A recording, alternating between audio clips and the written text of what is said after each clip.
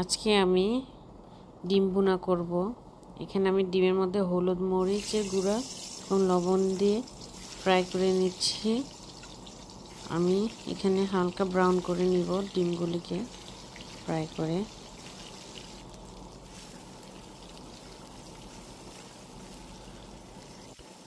দেখতে পাচ্ছেন এখানে ডিমগুলি ফ্রাই হয়ে গেছে। এখন আমি একটি একটি করে এগুলি তুলে নিব। তারপরে পেঁয়াজ কুচি দিয়ে দিব ওই তেলের মধ্যেই। একটু লবণ দিয়ে একটু ভালো করে ফ্রাই করে নিয়ে কাঁচা গন্ধটা চলে গেলে এখানে দিয়ে দিব আদা রসুন বাটা, হলুদ গুঁড়ো, মরিচের গুঁড়ো এবং স্বাদ মতো লবণ এবং একটি তেজপাতা দিয়ে ভালো করে কষিয়ে নিব।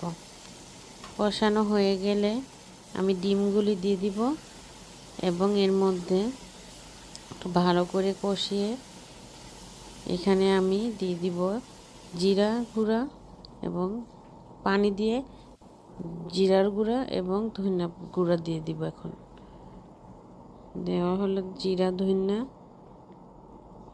এরপর আমি এখানে একটু কাঁচামরিচ এবং ধনিয়া পাতা দিয়ে ভালো